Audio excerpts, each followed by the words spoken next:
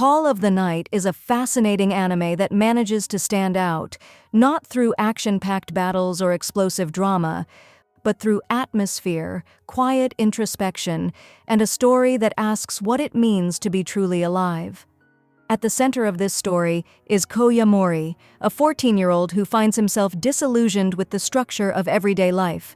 He stops going to school, not because of anything dramatic, but because he feels no joy in it. And that's the first thing that makes Call of the Night feel real.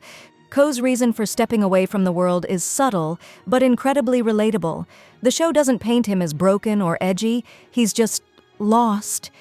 And it's in that loneliness that the night starts calling to him. During one of his sleepless walks, Ko meets Nazuna Nanakusa, a carefree and eccentric vampire who spends her nights enjoying freedom, blood, and video games. Nazuna isn't seductive in the traditional sense. She's not a romantic fantasy, but a chaotic, unpredictable presence who treats vampirism like a part of daily life. And that's where their dynamic becomes so interesting.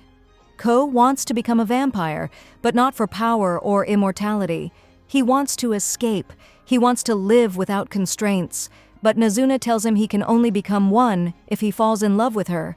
So, at its core, Call of the Night isn't just a supernatural story. It's a slow-burning exploration of emotional detachment, freedom, and what love actually means. Can someone truly fall in love just because they want to? As the story unfolds, the anime introduces more vampires, each with their own take on love, companionship, and what it means to be human. And what's brilliant is how each character reflects a different way of dealing with loneliness.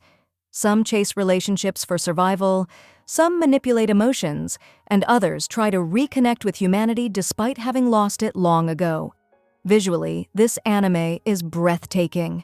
The use of color is unlike anything else this year. The night feels alive.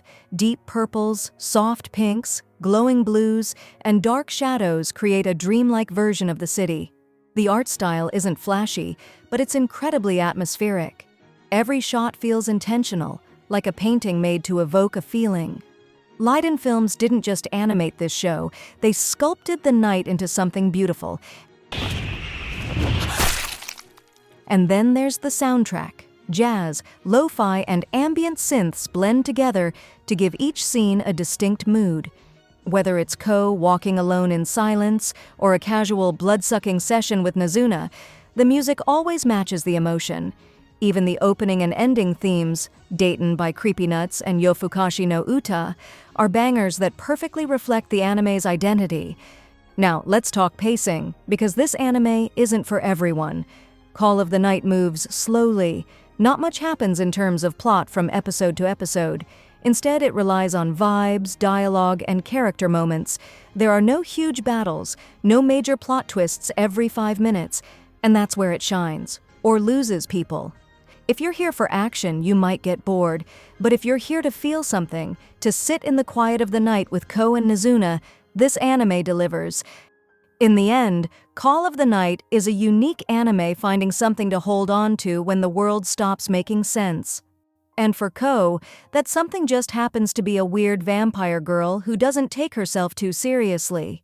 If you've ever looked out your window at 2 a.m. and felt more alive than you did all day, this anime was made for you. And with Season 2 confirmed for July 2025, now's the perfect time to step into the night and see what it has to offer.